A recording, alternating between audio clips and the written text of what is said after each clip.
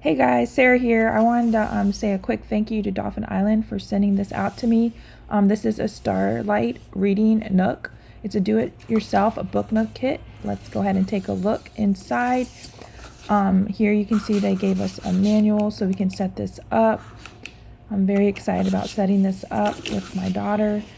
Here's a sheet of stickers to make the Book Nook look realistic.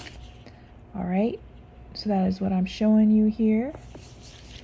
Then it comes with this set of like wooden panels that you pop out so you can create the Book Nook.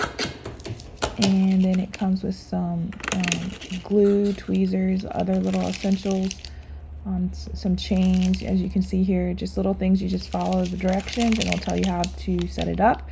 Here's a little panel that actually helps the Book Nook light up. So all in all, this is a neat little thing to set up.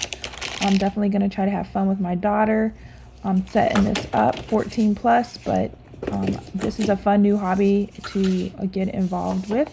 There's several options out there. Thank you. Happy shopping.